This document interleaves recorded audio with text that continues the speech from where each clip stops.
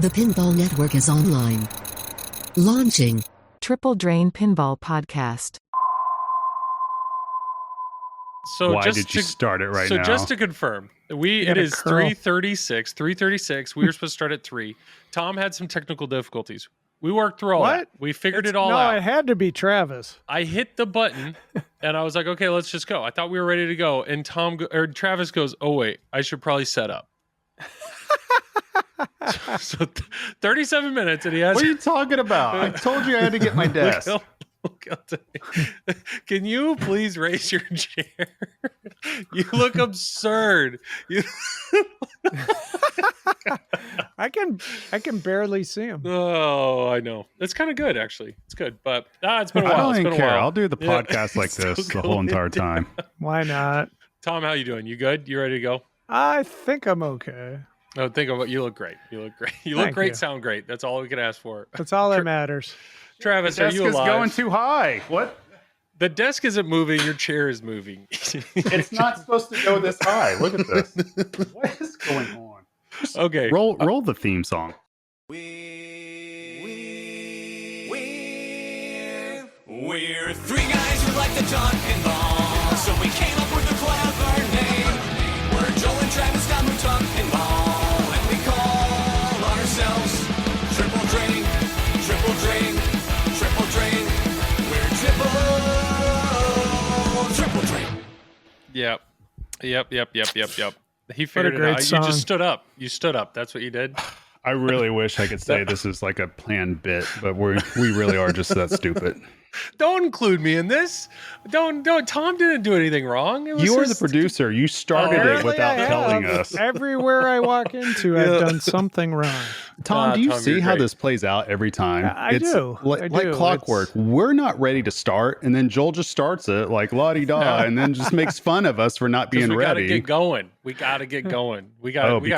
Joel has dinner plans. I have dinner. yes. It's okay. It's Friday. Where are you even going to eat? Where are you guys taking the golf cart tonight? My wife is cooking, but she's like, we're eating at 5, but then we got to take the kids out. They're doing a sleepover at Nana's house tonight. We got volleyball tonight. Nicole and I, we've got a whole night. It's going to be great. It's a great Friday night. So happy Friday, happy weekend. Tonight.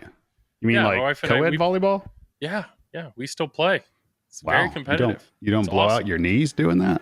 No, I drink my milk and my wife's in Florida with 2 of my kids right now, taking one to college.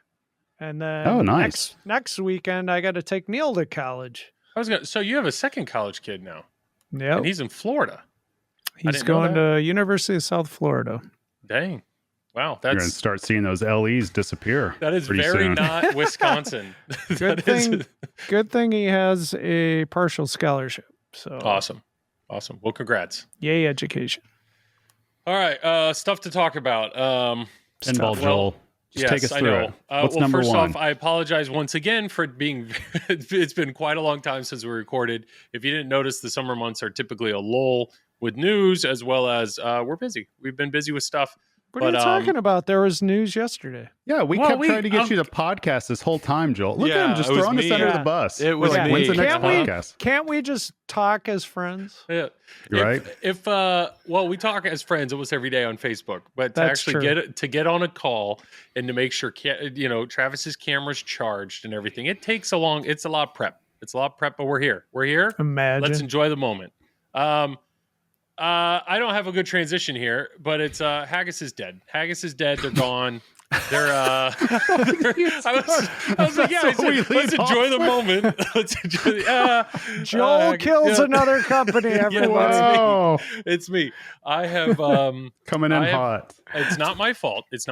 I've touched a Haggis machine one time at Texas Pinball Festival. I played, I think, 2 games on Fathom. And you know what? Honestly, it was awesome. It was great.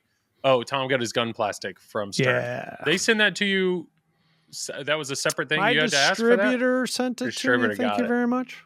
Nice. Okay, good. You want to give him a From shout Stern. out? I don't know who. I mean, it was actually from Stern, actually. Oh. But he told me it was coming. Okay, all right. You know what's not coming, Haggis? Anything from No, Haggis. screw that. It Nothing's was coming from my distributor. Nothing's coming from Haggis. Nope. Kingpin Games rules. Oh man. Sorry, okay. guys. Well, if I don't know. We don't have to talk a ton about it, but yeah, Haggis is dead. Haggis is dead, and I genuinely feel sorry for anybody that had money invested in it that they're getting nothing out of it. I know Tom knows a few people that had games on order. I mean, could you imagine if you put in for the 5 games? Yeah, and got 1 of 5, or none. Or no, I know.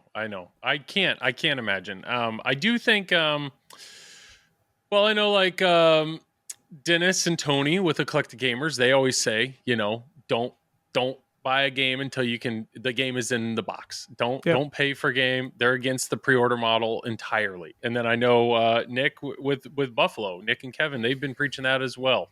Don't wait until you play the game. Buy it. No game is unobtainium. You may end up paying more for it later, but at least the game is there. And the longer that I've been in this hobby and the more that I've heard that preached, the more I'm starting to believe there's some validity to that. With all that said, there are companies like Spooky. Spooky sells out day one. They sell out of all their games basically day one, and then you got to wait a year for your game to be made. Because I know like Texas Chainsaw Massacres are still making them, Looney Tunes. I know Rick and Morty's took a long time, but there are companies like that what about CGC? CGC is a great example. There are people that what is it? October? Oh, Travis. Not my dog. Is that Monica? What is Monica? What'd you do, Travis? Are you saying Monica's a dog? No, that no, is so no, wrong. I am not. That I am is not so saying that. Wrong. I am saying I've heard recently that Monica can get upset about little things that Travis does or doesn't do. So I assumed he did something. Whoa. She listens to this podcast, and you are about to have a new roommate. Joel's just on a roll, isn't he? Joel is gonna get his ass kicked the next time Monica sees him. Travis, what's your dog's name? I'll put it as I'll list him as a co-host for the episode. His name's CJ. CJ, okay. He must be very excited about something upstairs. Oh, there he is. Yep, golden retriever. He's Haggis, man. Haggis really pisses him off. He heard about pre-orders not being delivered, and he's just furious. Yeah. Okay. So, anyways, I genuinely feel so bad for anybody that had money. It's been really, Carrie Hardy's been doing a really interesting series on it that I've just been listening to. It's cinematic genius, Joel. Yeah. Unfortunately, I don't watch it at all because I just listen to it as a podcast. Because it's very Dateline TV. Like he really went in on the cinematography, pulling on the heartstrings. But he did. There's some really valuable information, and to listen to some of these collectors or some of these people that had money in and the ups and downs that they had with people. I genuinely really feel for them. I need to stop talking about Haggis. CJ's really not happy about it. That dog is pissed about Haggis. He's like right above me. God, why can't we just have one professional podcast ever? Because then that wouldn't be us. True. So I don't know. And I feel so bad for Zach. Zach at Flipping Out. I mean, he really put his neck out trying to, but at the same time, like good on Flipping Out for making anybody that had a deposit with him whole. I mean, he's the one that had to take the hit, but luckily I hope he really earned some buyers out of that or some respect from like, okay, well, he clearly he protected me once. I'm going to keep going through him again. So I don't know. It's just a really unfortunate situation all around. And, I hope I'm very curious to see how it's going to end up finally being resolved. But it sucks. It's unfortunate because the actual game that I played was beautiful. It played well. Like the product itself was pretty awesome, and it just sucks that people aren't going to get it. So it was an interesting thing because I remember we played the version of Fathom. I can't remember, Tom, if you were there with us, but I remember I played it with. I never touched it. Sorry. Okay. So I played it with the Loser Kids then at Expo 2 years ago, I think. And it was well built. Oh, yeah. It played well. The 2.0 was interesting. And, I was pleasantly surprised by that. So, at that point, it's like, okay, it's starting out well. They got, the promos out and everything. And it's a game that I think that enough people would enjoy and want to play it. and it seemed like it was priced right. Now, granted, being over in Australia and having to ship all the way over here, there are challenges with that. But I don't know. I remember us talking about this last year whenever they announced Centaur.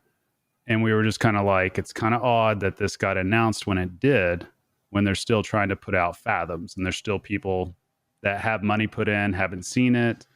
And so, I mean, that just runs, that runs a huge risk right there in terms of just putting money forward. So I don't know. I mean, on my end, I'm learning a lot through the Funhouse project, how this all works and everything. And I'm seeing the amount of money that goes into it. Like, if anybody ever doubts out there how much money truly goes into just the R&D, the production, the raw materials, just paying people that work. Like, there's so many people involved in these games, these projects. It's numerous. So it's, just seeing the amount of money that it requires, it definitely gives me pause whenever I hear about companies that don't necessarily have the money up front and they do rely on pre-orders to start funding other things. It's like that in any industry, though. You got to be very careful of doing something like that, because then you run into bottlenecks. You run into it everywhere and you put yourself in a corner. So unfortunately, it definitely appears that this is what has happened, and I only know the amount about Haggis based on what we read online, based on the videos and just hearing people talk about it. But other than that, it's just, it's a shitty situation, and hopefully it gets resolved for the people that have money put in. Obviously, may not happen. And if it doesn't, hopefully it's just lessons learned once again. I mean, this seems to be something that happens from time to time, just with people producing pinball machines, It's brutal, and one of the guys on Carrie's video basically said, time's what's going to kill you. It's the fact that every day you're not making a machine, all you're doing is losing money. Like, all you're doing is losing money. And that really just gives me a lot more respect for, we talk about with Stern. Like, Stern's got to keep the factory going, and it's because they have so many employees. They got everything going. Like, they've got to keep that line moving. Otherwise, that's a negative day every single day that they're not making a machine that can be sold. And so it gives me, a lot of respect for the companies that we know are busy, that have the games, pumping them out. Like CGC, even though it's going slow, they are pumping out games, Barrels of Fun, good on them. Like, Labyrinths are moving off the line. They're doing their job. Same with JJP, same with, American still makes games. Not like, I was surprised they had a Facebook post the other day of they were making a Hot Wheels. Like, I didn't know there was a big demand for those right now, but they're making them. So I don't know. It's unfortunate. It's a negative feeling overall in the hobby. And I feel for anybody that lost out on money. And I hope something, I don't know. I don't know how that's going to resolve at all positive, but it is what it is. Just face facts. In any industry, there's always going to be failures. Yeah. In any industry, pinball's not unique in that where everything's just invincible. True. And so it's just kind of one of those things that if you are a person that is interested in buying pinball machines and you're listening to a podcast, obviously you're really interested in pinball, it's just lesson learned. Definitely sometimes you can't just go with your gut. Sometimes you have to go with what is facts and the companies that have proven over years at a time. And so, that's why, even again with the Funhouse project, it's perfectly acceptable to me. I wish we would get just orders left and right, just knocking down the doors. But at the same time, it's understandable, especially when dealing with Bally Williams stuff, that people are kind of pausing like, okay, is this remake coming?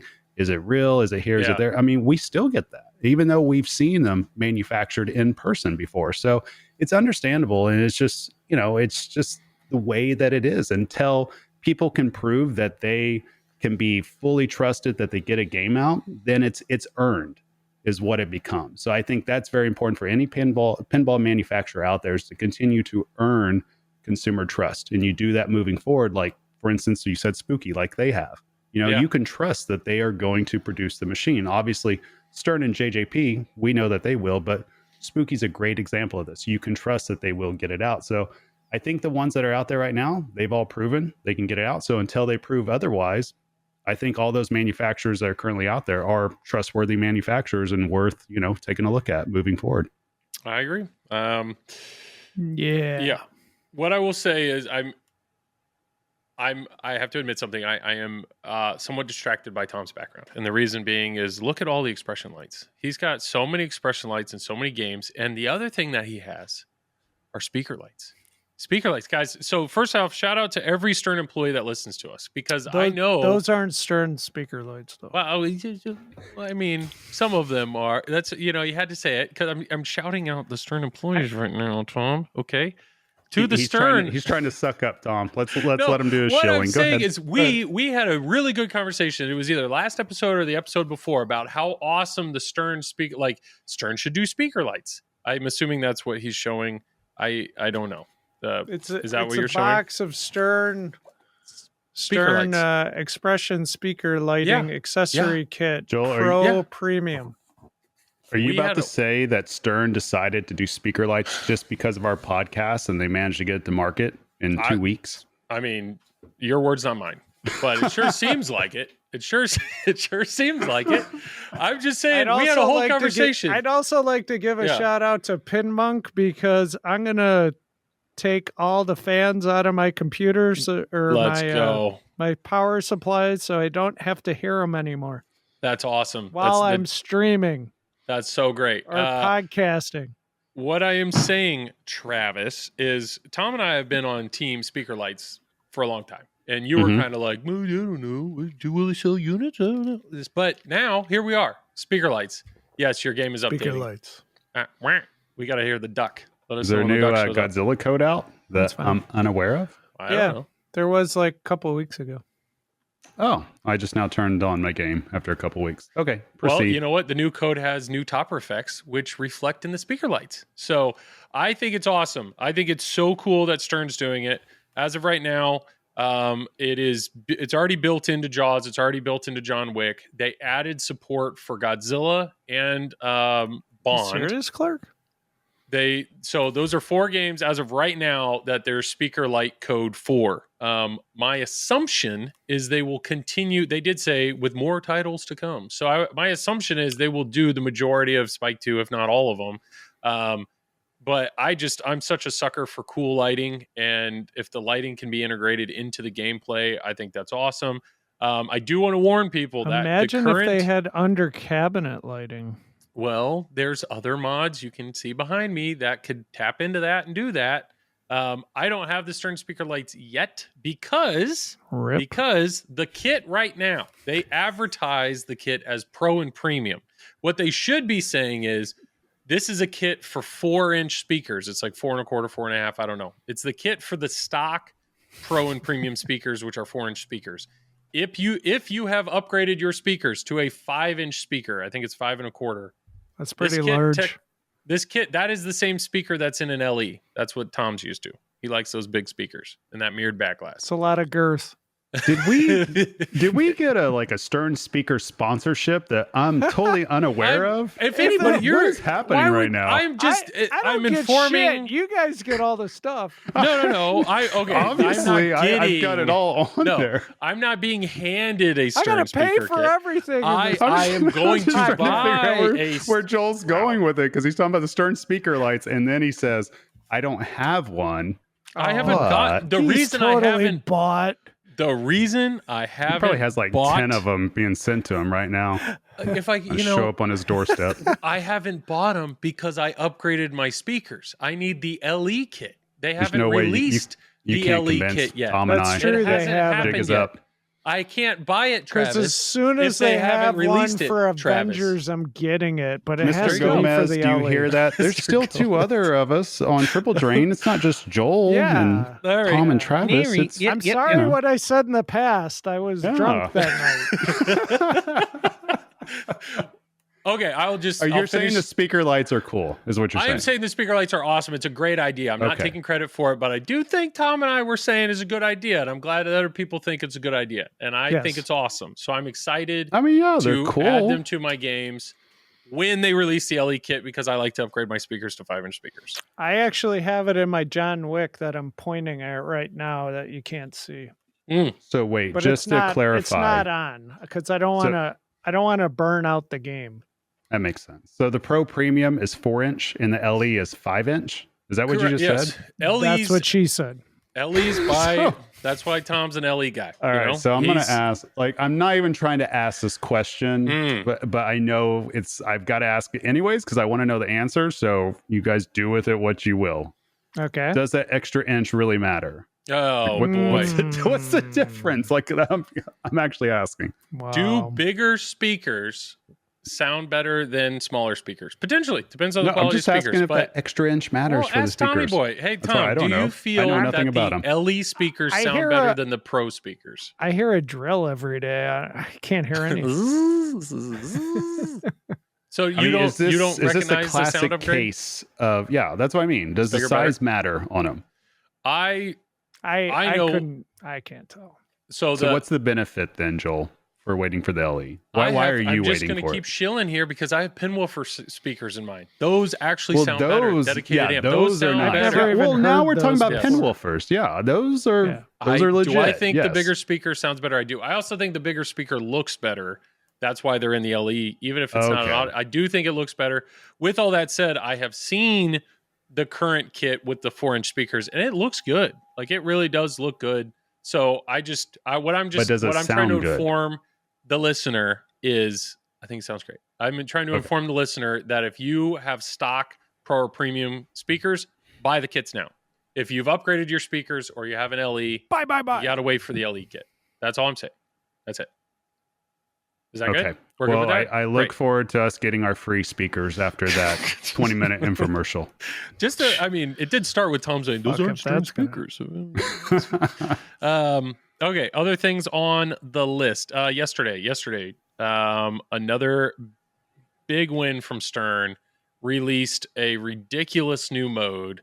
I think it's called Jaws the Revenge. Is that right? It's absurd. It's so awesome. Tom, have you played it? Yes. What are your thoughts? It's good. Can you elaborate just a tiny smidge more? Do you want me to talk about the whole thing, or that would be great? Just all of it. All right. You just asked a very general question, so I gave you a very general answer. It's like a yes and kind of situation. Like yes, yeah, and I said yes. Yeah. And it's very cool because it's like its own game. It's very Nintendo-y, NES kind of feel to it, with the sounds and the LCD. But basically, you're Jaws, and you're trying to eat people and beat up on boats and stop the bounty hunters from killing you, so you can eat more. Well, let me ask this. So, yes. We've had lots of LCD conversations, and I think we all will admit it's rare that we look at the LCD while we play. How well does this game, the new mode, convey what to do or how to do it without looking at the LCD? Like, do the inserts, like, is it pretty easy to understand what you're doing just by looking at inserts as well? I mean, kind of. Okay. I've only played it like 2 times. Travis, have you played it? No, not in its current iteration. I have not. Okay. I have not. Maybe at some point I will. It looks fun. Like I've loved the 8-bit part of it. I think that something like that is sorely needed in pinball in general, just because it brings up it's that word. It's nostalgia. Let's face facts. All of us at the age that we are at, 8-bit speaks to us. If you're into gaming at all, you definitely understand where that comes from. Now, obviously, if you are below 30, the odds of you truly understanding it are a little bit lower unless you've gone, old school stuff and all that. But I distinctly remember growing up in the Atari and Nintendo, world. And it just, that speaks to me. And it reminds me of the Jaws video game as well. So I think it's really cool that there's almost like its own video game within a pinball machine, but you're still playing pinball doing it. So that appeals to me big time. My son has come downstairs and handed me a Jaws cube. Right? No, I know. I'm wiping no buns, bro. Do you need this solved now? I got wipes, Joel. I got wipes. He has a little Rubik's. So if you hear he a needs thing help moving, solving it. Yeah, it's just a 2x2, but it's still fun. Did you get into cubing? I learned how to do a Rubik's cube when I was in college, and That's like, the end of like that. you took That's a the end of that class story. or what? No, you can just. No, Rubik's what he did. Instead of cubes going to come with parties, instructions. he just sat on his butt in his dorm room. You were sitting around at a party doing a Rubik's Cube? No, No, this is Travis Joel at a just party. Come on, no way. Wow. Yes, I think the Jaws mode looks awesome. I think it looks awesome. I think it looks very fun. I will very much admit that I think CJ's also thinks it's fun. I will very much admit that I am like so close to just placing an order for Jaws, and no, you're seeing not. a mode like that, I just feel like I'm like I don't have any excuse not to at this point. I think pinball needs more of that, where like there's additional stuff to do in the game besides the game. Does that make sense? 1,000%. Yeah, it's kind of like a game plus or something like that. That just gives more longevity to a game overall. Plus, it's something too. I've noticed with my own kids that since they've learned that you can play the wizard modes at the beginning of games on certain games just by holding in the both flippers, that appeals to them as well. So I think something like this is pretty cool that you just add, and it doesn't have to be something that's super in depth either. You know, it could be something that's just almost like a side quest type mini game that only takes 10 minutes or so. I think stuff like that's really cool for pinball. Yes, and honestly, that's one of the reasons I got rid of Deadpool, was being that Deadpool had no challenge modes. I had no way. I just solved it, by the way. Yeah, it took me like forever. But anyways, if Deadpool had a speed run to it, there was nothing. There was to where like, you fight each villain. Would you have kept it? Would that be something that would entice you to keep it? I would have thought about it a lot more, because when I was streaming Deadpool, it's like, what are my options? My options when I hit start are to just play the game. Do I like, that's it.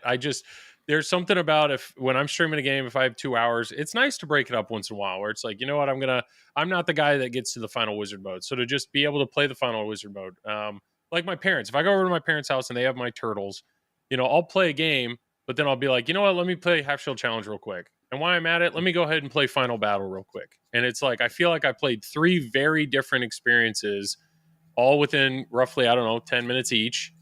And I'm good with that. Like, that's so cool. And that's what I'm excited about with Jaws, is that game looks honestly like it could be its own game kind of to itself, of like, how do I got 10 minutes? What am I feeling? What do I want to do? And just that, where when you feel like you're buying a game that actually has so much more depth to it, of what do you want? How do I want to play this in this moment?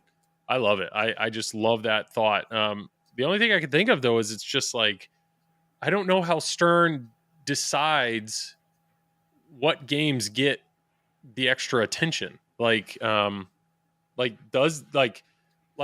Jaws. So Jaws isn't 1.0 yet, right? There's no, and I think it's been said before that for a game to be 1.0, everything in the rule card and every insert needs to be like explained. So if there's an insert like Great White right there in the middle of the play field on Jaws, they need to have that insert mean something. So there's a mode clear that's forgotten. But like there's nothing in the inserts or in the rule card that says anything about Jaws the Revenge, but yet somehow it was decided to dedicate, software and time and resources to making it. I'm really glad they did. I just don't know like how. I don't know. Is it like a sales related? Like, yeah. Are you talking about like the criteria of coming up with something like that? No, Is that what it's you're like trying to figure out? why did Jaws get the extra attention to be able to dedicate time and resources to adding that, while is James Bond going to get an 8-bit random side quest mode? I mean, it's hard to say. I don't know the answer to that. I think what it boils down to, especially when it comes to like coding and rules, I think that, just my shot in the dark, that the ones that are doing the different games, the different projects, probably have a vision of where they want to take it, an overall view, right? Mm-hmm. So they're going that direction. And then sometimes, just like Tom was showing there, sometimes the goalposts may shift a little bit and an idea may come up that inspires something. And then I guess it depends too, like the teams. I think that and this goes for any company out there, there's probably certain teams that are just very cohesive in what they do, and they're just in sync that they can just get out whatever they need to get out in a very efficient and quick manner. I mean, I think that like John play Wick. into it as well.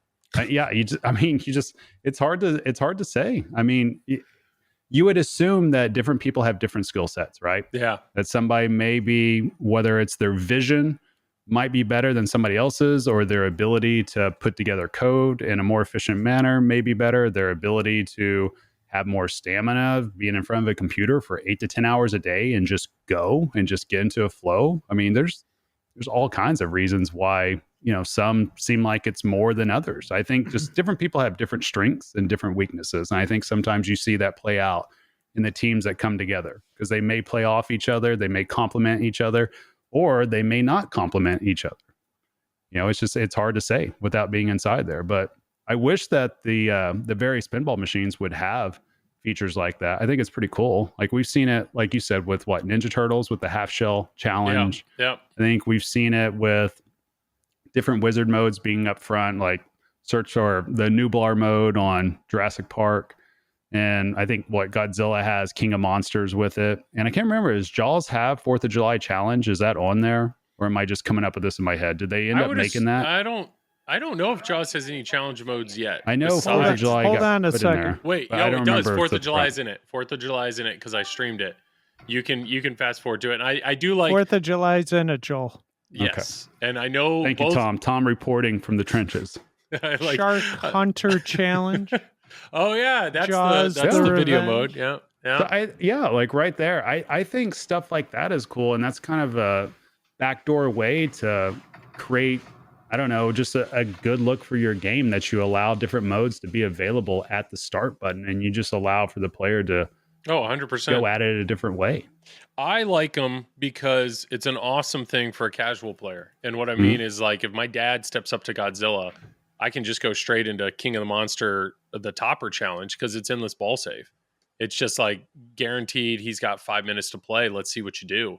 And that's what I'm seeing in this new Jaws mode. It's really, the ball save is pretty constant. So I think it's super awesome. It's so great. And I'm glad I really love Jaws. I really think I'm going to get one. I genuinely miss the game. And the fact that they're continuing to flesh it out and make it even better and better is awesome. I just was throwing out the question of, is it because Elwin and team had such a big scope at the beginning and they're dead set on accomplishing everything in that? Or if Jack Danger and Ray Day had said with Foo Fighters, like, hey, I want you to have the ability to play as the Overlord, if they would have said that comment publicly, would they then, the Stern team, be forced to set aside time to code in, that? I don't know. I don't know these answers. But regardless, I think we're all for the more Stern wants to put into a game, the better, because that's one thing Stern does extremely well, and that's the code. The way that they can code a game and really give you the most out of a machine is really awesome. Yeah, and I can't really think of any other manufacturer that's really doing that. True. I don't know if JJP does that or not. I don't think have stuff so. at the I don't think they have any start button. No. I'm not sure if Spooky does. I don't have one close by me. Joel, you would know. You played one. Scooby? Did it have anything like that? I've never had Scooby. You didn't have Scooby? Know. I thought you did. I have TNA. Did you have Halloween? Somebody correct us if we're wrong. Yeah. Let us know in the comments. Is there another manufacturer that adds modes afterwards? But it's awesome. Other two things I want to mention real quick. It should lead to our next discussion, which is the last two games I streamed were Stranger Things and Iron Maiden. Short and sweet, Iron Maiden. I never really cared for this game, and reason being, I really never knew what I was doing. I've also just keep coming, just follow with me. I've just I don't love the band. It's never been a band I cared for, and so when I'd play it on location, it was just like the game shoots well, but I just don't really know what I'm doing. Well, I've had the opportunity to stream it, so I was able to invest time into learning the game. And honestly, the first hour of playing Iron Maiden made me miss Jaws. And the reason I'm saying that is it feels so much like a Keith Elwin game. The shot layout is so creative, and the way that he can have vertical shots, but also horizontal shots, and 4 flippers in and out and this and that. It's just the layout in Iron Maiden is exceptionally good. I really love shooting that game. I also realized something Elwin does very well. Somehow he makes the orbit shots and the spinner shots the easy shots, but the ramp shots are the hard shots. Like in Godzilla, the left ramp is probably the hardest shot. Like so many other games, so many other designers make the ramp shots the easy shot. So you hit the ramp and the ball is gently handed back to you on a flipper. And then you can hit another ramp and it's gently, like perfectly on a wire form presented to you again on the flipper. I don't feel like Elwin does that. I don't feel like Elwin you've never played Bond 60th. Well, yeah, those ramps and yeah. It's just I feel like it because the ball stays on the play field for so many of his shots and the way they loop and spin and go around. It's just I don't know. It's something that stands out to me that like it makes. I don't know. I have a lot of fun shooting his games, and I just don't feel like you're rewarded as much on an Elwin game of an easy shot up a ramp that gets delivered back to you on a flipper. Yeah, I don't. Am I wrong on that? Is that no? Is that I don't. okay. I don't. There's not a Elwin game I don't like. I mean, they're just all really good. Yeah, it's a lot of fun, and the code, I can tell Iron Maiden was an amazing game one, and he's just only built off of it. Like the code is actually relatively simple to understand once you get into it, and you can go down a bunch of different paths. Cyborg multi-ball, task-based multi-balls where you're chipping away at it throughout the game. I love it. It reminds me obviously of Jaws and the Bounty Hunt. Love it. Now I compare that to Stranger Things. Honestly, Stranger Things Premium's always been a game that I've thought about owning. Reason being because of the UV kit, because of the projector, because it's such a unique experience. When I had it here in my house, my nieces and nephew, they loved the game. Loved it. They loved the game. If you're looking to add a game to your collection that anybody can play and just is such a unique and cool experience, Stranger Things would be an awesome addition for that. With all that said, I was playing the heck out of the game, and I realized I don't need it. I don't need to own the game. And reason being, nothing drew me in. The presentation, incredible. But the actual code, the actual modes, the actual playing of the game, it's good, but it wasn't amazing. Like it didn't, and it kind of brings me to my question of like, when I was playing the game, I found myself, I just wanted to get through it. So it was just like, start a mode to get through the mode so I could get through the next, so I could get through the next. Did you feel like you were chopping wood? A little, well, yeah, it's just, I realized I was so focused on progression that I wasn't enjoying the journey. And also the journey itself was just, some of the modes were fun and creative, other modes like Quarter Hunt. Quarter Hunt is just like, I just never cared for it. It's a long mode, or there's another one, something not camp, but it's like Whitewood, Wormwood, whatever it is. It's like, it's so many ramp shots. It's just so many ramp shots. And it's just like, I'm okay if I drain because the mode's over. At least I can check the box, and that's one step closer to total isolation. And then I would get to total isolation. I'm like, this mode's fine, but it's not incredible. So what you're saying is too many modes, like too much sex. No, not at all. Not at all. That's what it sounds like to me, Tom. I think that's exactly what you're saying. What I'm saying is, like, I realize how important modes are, and you have to enjoy the journey. So if the modes are boring and you feel like you're just trogging through them to get to the next step, to progress through to the fun thing in the game, it doesn't give me that one more game type of feel. So my actual question with all that lead up is, what are some of your favorite modes? Like, when you play pinball, what's a mode that, like, when you start it, even though it's a small step in the big, the whole journey of that pinball machine, at least when you're in that mode, you're having fun. Like, I'm excited to be playing this mode right now. So that's kind of just throwing it out there. I mean, I have a few thoughts, but I'm just dropping this on you. I don't know, Travis, anything coming to, like, are there any modes, not necessarily a mini wizard mode, but just like game modes that you enjoy playing? So we were talking about this a little bit earlier. When you're talking about modes, are you talking specifically like the classic mode? Or are you talking about like any type of side feature or a multi-ball that could be put in or something like that? Well, let me say, I mean, there's a lot of games, like a lot of Dwight games. It's like ramp, shot, you're in a mode. And once you do so many modes, then you get to your mini wizard mode. So like every time you hit start, you're going to play one or two of those modes. So are there any modes like Iron Maiden has 5 modes that you play before you get to 2 minutes? Like, are there any modes that stand out to you? Because those are the things you're probably going to play the most. So for me personally, there's several modes that I enjoy playing, but then there's several types of modes that I enjoy playing because of what the framework is for them. So for instance, something like Icarus on Iron Maiden, right? Okay. It's very simple. It's just the ramps. That's all it is. But if you hit so many ramps, I think it's once you get past 20 million points, you have your exit up that center ramp or underworld shot, or whatever you want to call it, just to hit the target. So something like that, it's so simple, yet for me personally, if I'm playing it on location, okay, whatever. If I'm playing it here at home, it's a lot of fun to try to get to like a 2 or 3x playfield multiplier and see how many ramps I can combo out and see if I can break 500 million or 1 billion, just something just nutty. Like I enjoy stuff like that. Or something like Fear of the Dark. That was my least favorite mode.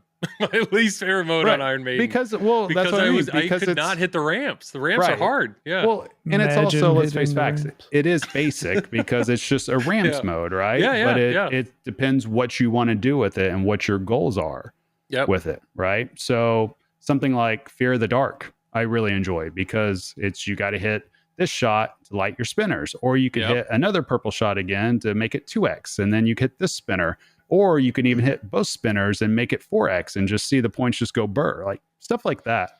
And then you get a soul shard. Yeah, exactly. I enjoyed that mode a lot. Yeah, I like stuff like that. Any type of side quest feature that shows up.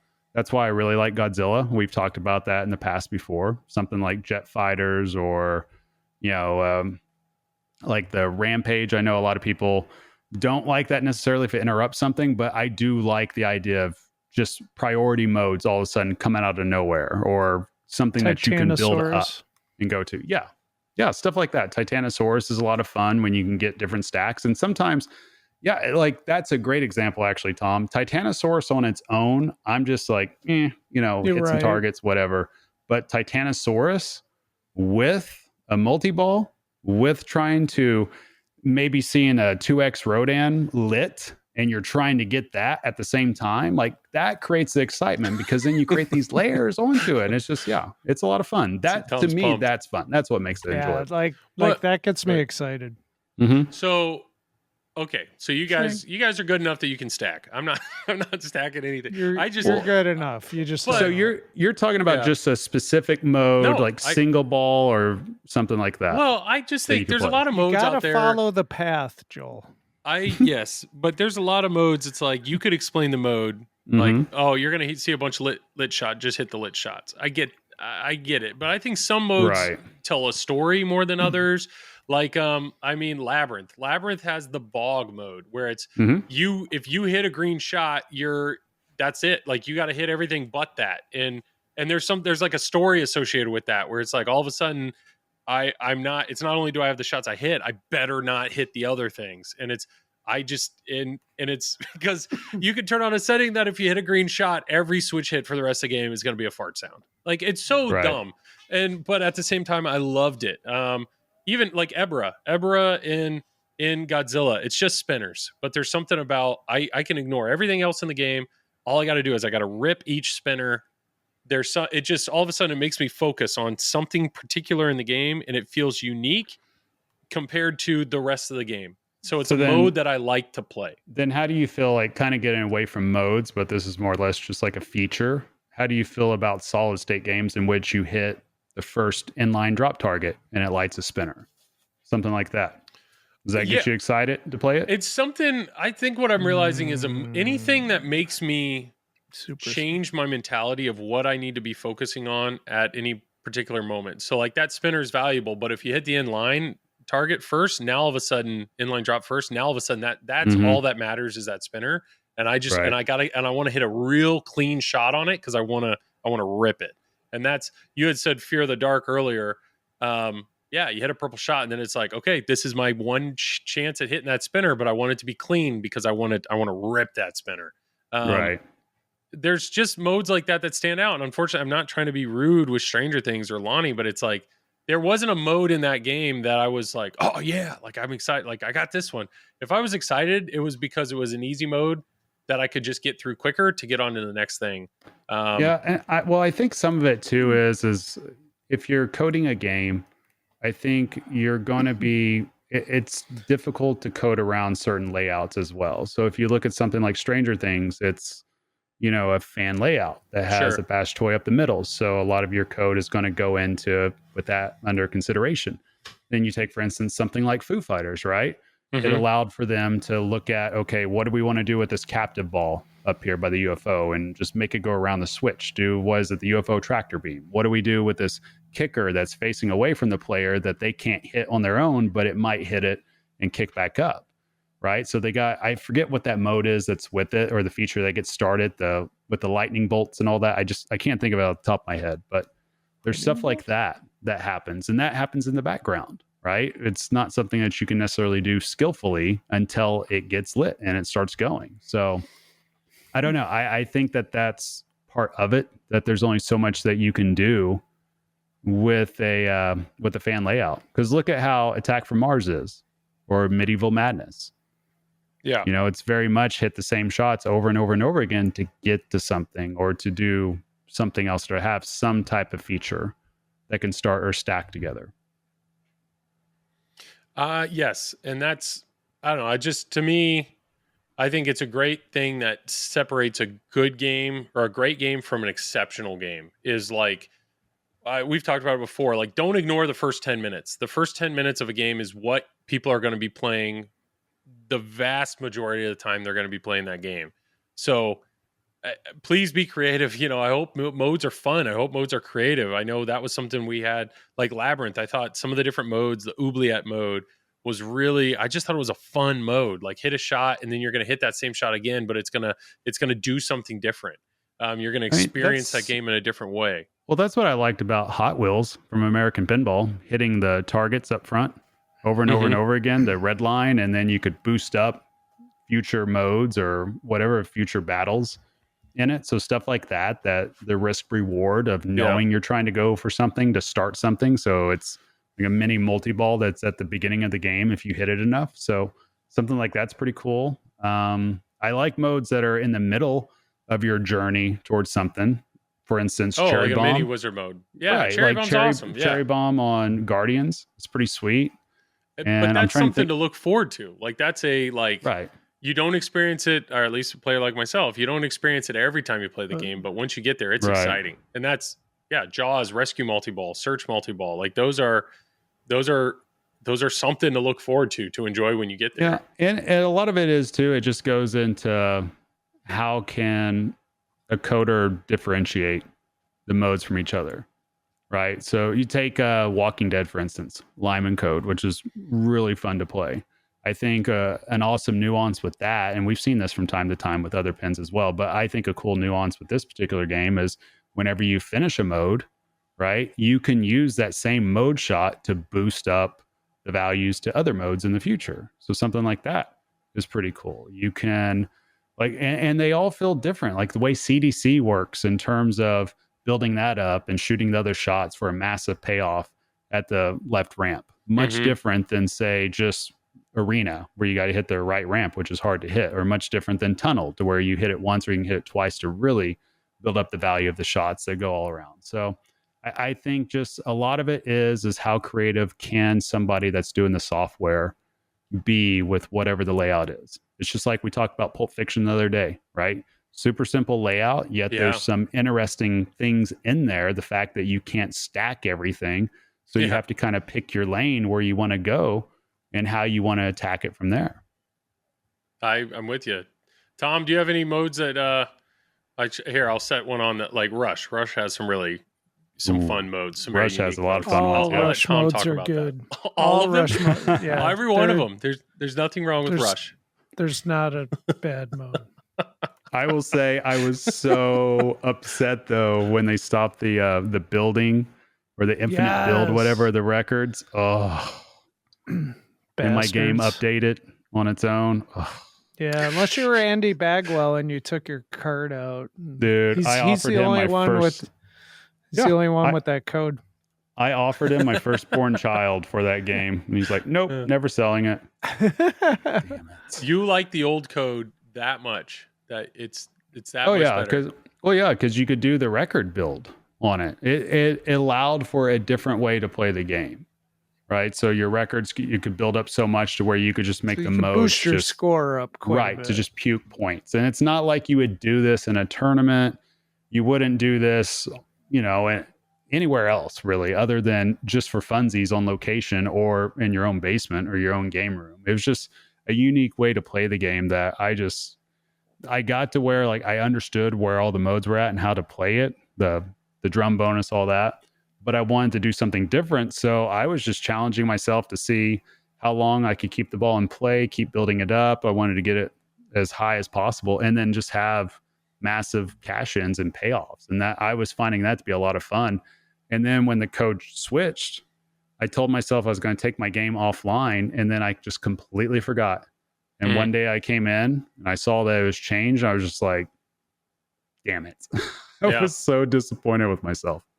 Yeah, it's just little things like that. I mean, but we all get joy out of games in different ways. Sure. Just like you talked about, Joel. Like what type of mode do you want to be able to play at the beginning of the game? Do you like games to where the mode is available as soon as you plunge, something like Guardians, or do you like to earn it and then start playing it? I don't mind earning it when I feel like it's earnable. I just like I do know, like my dad. I don't know if my dad's played a battle in Godzilla yet. I mean, two ramps and a scoop. The scoop's the hard part, and I think we've talked about that before. But for me or my brother, I mean, my brother's okay. I mean, he's a good player, but not an exceptional player. But he can start pretty much any mode on a modern pinball machine. I do like. I like it when you can control what mode. It doesn't necessarily have to be you shoot the scoop and pick your mode, but if you give me a target or a spinner or something that I can hit where I could change the mode, I'm a fan of that. I know, like Stranger Things, the way you change mode is the pop bumpers. So you shoot the shot back there and hope, you hope to, it's like a lottery. Like, what am I getting? I didn't love that, but yeah, there's a lot of modes. I mean, some modes that stand out to me a lot are the Soul Gem mode on Avengers. I know that's not a mode. That's like kind of a mini wizard mode. That the limited number of flips is such a unique way to play the game. I loved that. Rick and Morty had a mode where it was the guy's arm. Rick's arm is Morty's arm is really big. So I think it's like the left flipper. You only get so many flips. Like that's such a unique mode.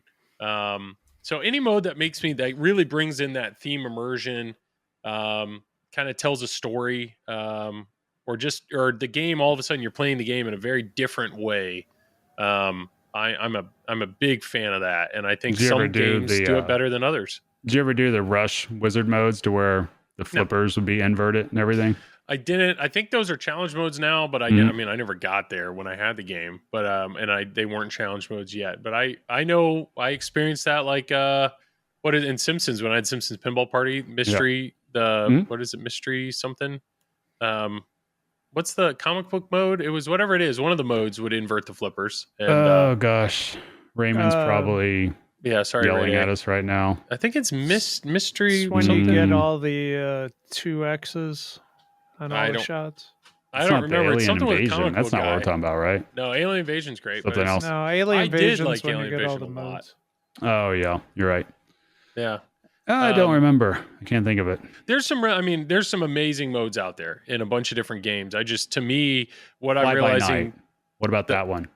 That's on good. Rush. I don't mean to cut you off, but that just peeked in. That is such a unique theme right there. The fact that the lights, fly-by-night multi-ball on Rush, that the lights are dimming out the more switches you hit and jackpots and all that, and you've got to make the lights come back on.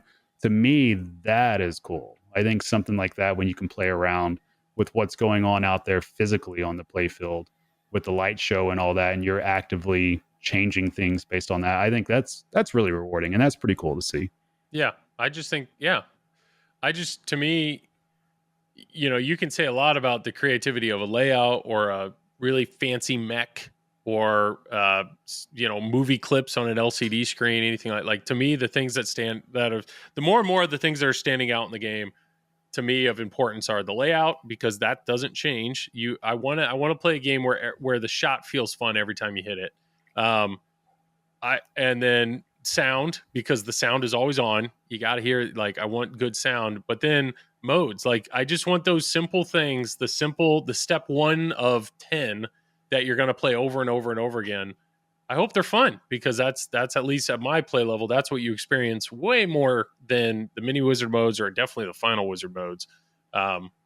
So no pressure to all the designers out there, but just make your games fun. That's all I'm asking. Just make them.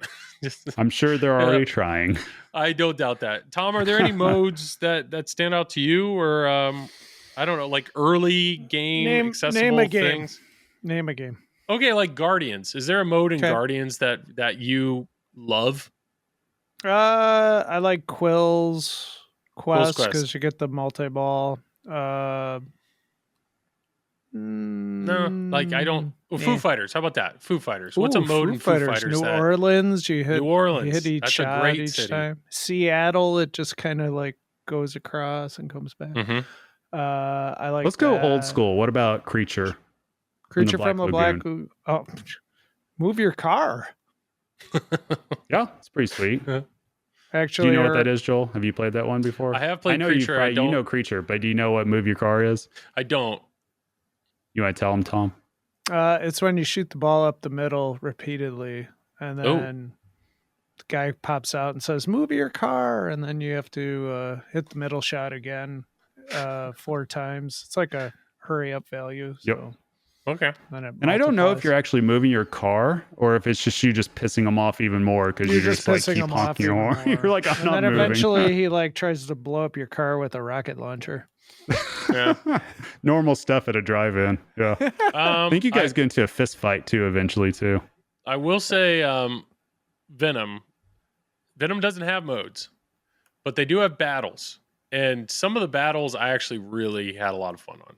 Maybe it was just because the way the sound changed or the theme, like some of those. The dragon was, what's the dragon's name? Noel is the bad guy. Grendel. That guy, man, because he'd invert your flippers. He'd mess with you. There you go. That was a pretty frustrating but fun experience. But that's deeper in the game. That's kind of. Did you feel like you were actually in a battle? I did. Oh, I absolutely felt like I was fighting the game. I mean, Black Knight, there was a few of the creatures that I enjoyed battling more than others. But I get it. There's probably something that I like, well, you just Flight of Icarus was the perfect example. That was my least favorite mode, but that was the mode that you said was your favorite. So have you tried to do a 2X with it? I was just trying to complete it. He's just trying Travis. to hit the Rams. I was just trying to complete it. That's all I was trying to do. Not stack anything, build up. I don't build up values.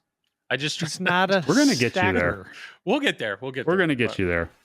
Okay. Other things. We're gonna shift into some tournament talk here. Tournament settings. What podcast is this? I know, right? I read or see a lot of these comments in some of the chats that we're in, and it seems like it's a very common conversation amongst you tournament players. Which is, it sounds more and more like the fun of the tournament greatly depends upon how the games are set up or the overall difficulty of the games. And it seems like it must be a constant struggle of, we need to set up the games difficult enough that when really high skill players play them, they don't play them for an hour because then it makes the whole tournament 18 hours. But at the same time, if the game is so difficult that nobody's having fun playing the game, then nobody wants to play in that tournament. That's true. So we're going to start with Tom. Tom, what are your thoughts? I don't know. Like, what's the happy medium? Like, where do you start? What do you do? I don't know. Okay. So I think you need to, I think it just depends on who's playing in your tournament. So, let's say it's a Stern Pro Circuit level tournament. So you're probably going to have better players there. So you probably want to set up the games where the if you move the game And when I say move the game, I mean like put force on the game that it actually moves. You're going to probably either get a double danger or a tilt. Okay. Where I wouldn't go to like an extreme is like, but it depends on the game too. You physically touch the game with your hand and the game tilts out. Like that's where you're getting where things are getting a little too It's too rough brutal for the player, I guess I want to say. But I think there's ebbs and flows where you can make a game tougher yet enjoyable still. I don't know. To me, I think removing rubbers off of in lanes and out lane posts are usually pretty standard in most of those events. A little tighter tilt where you can actually try to save a ball and maybe get you get one good move on a game is acceptable. But it really just depends on the game, because if we're talking like, let's say we're talking Iron Maiden, you don't have to do a lot of stuff to Iron Maiden to make it tough. I'm sorry, Iron Man. Okay. Iron Man's already tough as it is for a lot of people. So, maybe having a tighter tilt and you don't have to fudge with the settings and stuff. Whereas Rush, maybe you have to fudge with the settings a little bit. Maybe you have to make the multi-ball harder to get, the main one, or, that sort of thing. Sure. But I think some tournaments can take things to extremes. I don't necessarily think you have to remove posts on a lot of games that don't need it. Like say Stars, like I just don't, Stars is already a brutal game. And I don't know if you've ever played Stars, Joel. I have, yeah. Yeah. I mean, it's a game that definitely you're going to lose the ball quickly.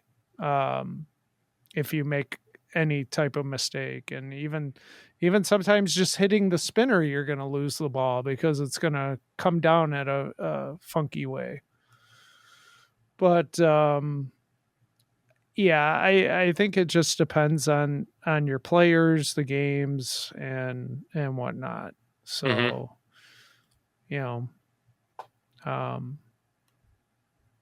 I think that's a great answer. I know Nick Lane at Buffalo made a comment recently that he feels like his favorite tournaments are kind of more these local tournaments, and it's just because like they don't brutalize the games and it's a smaller group, and it's just like that's where he feels he can have the most fun. I know Travis, you guys just with the pinball company just recently ran a tournament, and I know you were kind of experimenting around with this on that game settings. Game settings. Like I'll just say I am firmly in the camp that I do not agree with about 98% of the decisions in terms of making the software settings just super difficult. Like I will never understand making software difficult and physical difficult at the same time. I think combining those two things together leads to a lot less fun. I think it just makes games super wood choppy. I think it just makes things super grindy. And for me personally, that's just not fun. It's not fun to watch. It's not fun to play. Now, do I think that certain games need to be set up a certain way? Yeah, of course, according to what your player demographic is. You don't need to set up crazy ass Pinburg settings for your local match play or something like that, right? Mm-hmm. And I get why somewhere like Pinburg or a Stern Pro Circuit event or IFPA, I understand why the settings are the way that they are. Right. But I do think too, I'm very much in the camp. I would much rather see a game just with a difficult physical setup. such as open out lanes or no rubbers or tight tilt, or maybe the pitch is up, or maybe even the pitch is down to make it play super floaty and just super weird. I don't mind that. And I'd rather see that in play and then the software left to default so we can actually see the players play. We can actually push action and we can see them progress into the game. I don't like to me, what is the difference if you make the software super hard and the gameplay super hard, right? And it's going to last the same amount of time or maybe even 2 minutes less compared to getting somebody to a multi-ball and letting them play a little bit longer. I mean, if that player says, yeah, I had fun doing that, and it adds on an extra 10 minutes per round, I'm okay with that. That's perfect. I would rather the players have fun. I'd rather people enjoy it. I know for a lot of people, like, who wants to travel across the country to go play in a tournament just to get lit up, in that way. True. And I think the other thing too, and this is just from watching enough tournament pinball over the years and everything, I truly do believe that what happens is if you make your games play very difficult software wise and very difficult hardware or hardware at the same time, right? Physical and software. Mm-hmm. You do that, what ends up happening, the players that are just insanely world-class skilled, they gain an even bigger advantage. Yep. A much bigger advantage. I think it makes the tournaments much less competitive because if you have an average player or above average player, then obviously skill is going to win out and skill should win out, but you end up making it just insane. Imagine if you took all the grandmasters in chess, right? Because you just get to a certain level, then you're a grandmaster, right? And they all said, all right, guys, we're taking your queen away. Do you think Magnus is like, oh shit, I'm not going to win now? You know what I mean? You're just making it easier on the people that are just world-class, top level, 1% of the 1% exceptional. It's not a coincidence that you see the same young players just destroying the fields over and over and over again at these types of tournaments. It's not a coincidence. That's a big reason. And as long as tournaments are set up like that, that's what's going to end up happening.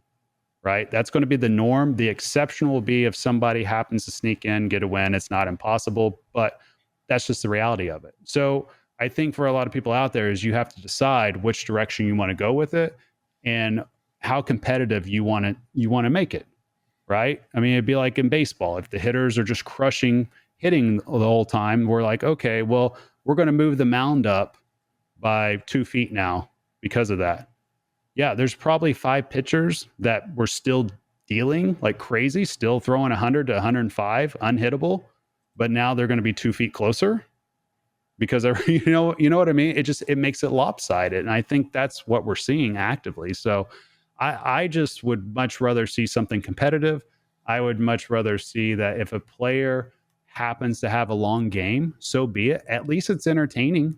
Because they're getting deep into the modes, they're doing stuff, they're doing something skillfully. It's a lot more fun seeing them do that than see them aim after the same shot 10 times in a row just to start one multi-ball that begins with 2-second ball save.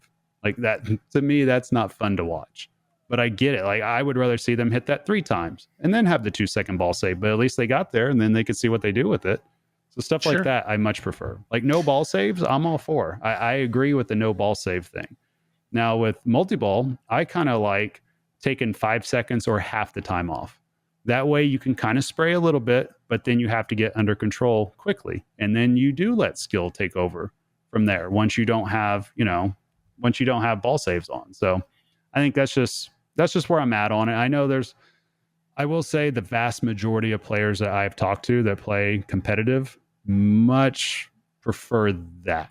They prefer software to be left alone. The games can play hard if they play hard. They want to feel like they're at least getting through the game. And that's why I love NDisc. Now, they make certain adjustments. Like, for instance, on Deadpool, Schnicked is gone. You can't get, your playful multiplier. But guess what? Everything else is pretty much close to the start button. Yeah. And I get if there's slight adjustments made to maybe it's like 1 extra shot or 2 extra shots, okay, so be it. My preference would be don't do that at all. Make the game play hard, but allow me to get through it. So allow me to play the modes or have a chance to play modes or something like that. It's just more fun. It's more entertaining. And I think it just makes for much better viewing and competitive pinball. I mean, that's why I enjoy watching classic tournaments, because everybody's going to have a chance to do the thing, and you're trying to watch them do the thing. It's not just a battle, just holding on for dear life. Unless you play Quicksilver at the Beast, then that's hanging on for dear life. But outside of that, I mean, you guys know what I'm saying. That's just my preference. So, no, I think that's a really good point. I'm not the tournament player. I don't have the ton of experience here, but I do know I was really surprised the one tournament you were at where you guys called me because you're like, you have a Turtles. How do we get if Turtles is in hard mode? How do we get the multi-ball? So it's when you start making these crazy software changes, and now all of a sudden these expert players, they're almost having to learn the game. Like what can I do? What has been adjusted? Like I'm with you. I think physical adjustments that even the playing field a little bit or shorten the ball time a little bit, but you had even talked about maybe it makes sense to make some of the adjustments easier, maybe even and I did that. Yeah. I did that for the hard tournament. And so we had a side tournament in which the games are just set up physically super hard, right? A little bit tighter tilt, not horrible, just wide open out lanes, just no rubber. So they did play difficult, but we also toned down some of the settings to let people try to progress through the game a little bit. And even in Maine, that's pretty much what we did as well. We left software alone. And the only thing that we really changed was maybe making an outlane ball save super difficult, like max difficulty, not lit at the beginning. Because then something like that does prolong the ball because you just happen to get lucky to drain out the right outlane or the correct outlane. What right? do you so what stuff do you like that, think I think about could be adjusted. Leaving everything standard, but then maybe making the main multi-ball a little harder to get? I mean, you could. I think I've seen a lot of tournaments do that. Yeah, I'm just firmly in the camp, leave the multi-ball where it is and just make the ball save on the multi-ball a lot less. So, if somebody wants to go for it, you go for it knowing you have maybe a 5, 8, 10-second ball save, whatever it could be. Because some of these pins you look at, they have 25-second ball save, which is a long ball save because these are pinball seconds too. So Star Trek's probably the worst one I've ever seen. Right. So under those circumstances, I definitely understand bringing it down. But I think I like the idea of making them 8 to 12 seconds. It gives you enough time to at least get the balls out of the shooter lane, right? And you get a few shots off. And then after that, I do not like it when the ball save's done and the balls aren't even out of the shooter lane yet. Yeah. Sure. And that's no fun. That's just, I don't know. And so I'm very much picking my tournaments based off that, but I understand why things are the way they are. I mean, we both played IFBA, Tom, and the settings at IFBA were totally reasonable. Right. They weren't unreasonable at all. The pins played great. They played fun. The same with Indisc. It's been, Nationals was the same way. You can set up games to where they play reasonable, and it's understandable if you have to make certain changes. But I just think for the vast majority of tournaments, even if you're attracting high-level players, you don't have to go nuts because not everybody's going to step up and be Johannes. That's just not going to happen. I think it just leads to just a lot more fun overall. Nobody wants to play pinball and feel like Joel after they plunge. Wow. All that. And that's how you end that. On the other extreme, I don't want to see playing a match play tournament and the rounds last 2 hours on one game, and then the tournament goes till 3 a.m. I don't enjoy either. No. And that goes, I think that goes back to the idea that I talked with you about before about doing a clock on tournaments. I mean, obviously TGP is gone, but I've just always wondered, why can't we do it like chess? Why can't a player have their own play clock for the round or something? And you're just okay, you've got 60 minutes total. You clock in as soon as you plunge, as soon as you drain, you better hit that clock to end your clock. Otherwise it's going to keep running. But this is the allotment of time that you have to play with. That way, somebody that just happens to want to trap up and play forever, like you still have to be skillful. You still have to hit your shots. You still have to be efficient and accurate. Well, there could be extremes there. You know, somebody traps up and, you know, they're looking at their watch and, you know, oh, okay, I'll hit this shot. And then, you know, because they're timed and they know like the next player behind them's waiting, tapping their foot, you know. Well, no, I'm not saying like it's not 60 minutes just forever. I'm talking about each individual. You would have that.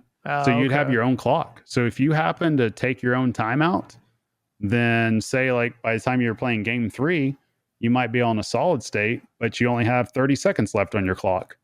So 30 seconds to play 3 balls. Like good luck with that. You know, I just think it just adds a different nuance. And I mean, we've seen that with baseball with their play clock.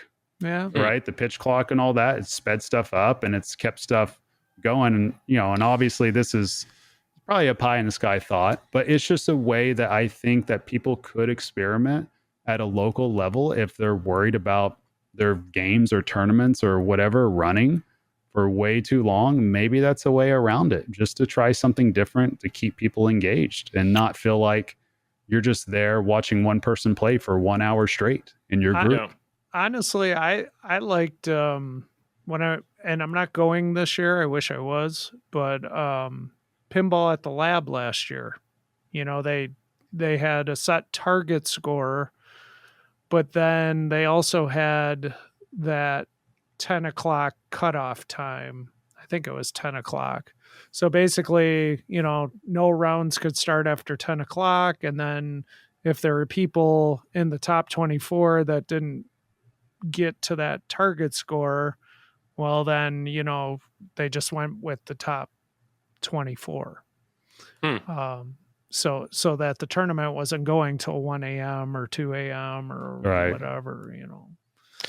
Well, I like that. That's a good nuance. I would rather just have fun and have a good time than worry about I have to play max TGP. I have to do that. That's just where I'm at on things. Like, yeah, of course, certified is awesome. I agree with that too.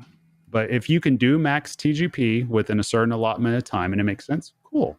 Like if your format allows for it, cool. But if you're trying to do it over like a 1 day period to do 20 plus rounds and then 60 person finals the next day, that's a little tough. Yeah, speaking of rounds and what do you think, Joel? Completing in time, I agree with what you're saying. I just think Joel needs to go to dinner. In. I know. I'm on the outside looking in, watching it. What are you eating for dinner, Joel? I don't actually know. Let's talk about Joel dinner. I think that's what we need to talk about. I don't know what I'm supposed to eat for dinner, but I'm supposed to eat it in chops? 6 minutes. So, did your wife not tell you what you're having tonight? It's like just a surprise? No, we do. It's called like Hungry Root or something. So it's like a box and there's multiple meals. So she just picked one of them to cook.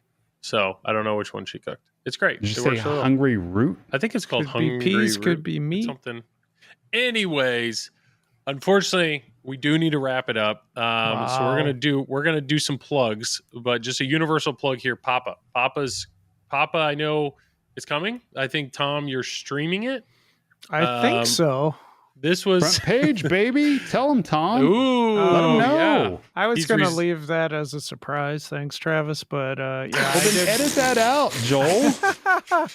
I did apply to Twitch for the front page, and they accepted my. You just sent it a signed 8x10 with you in your suit in the hot tub, and that's. He doesn't even need a hot tub, Joel. No hot tub needed. No, that's exciting. I trimmed my mustache, so it was.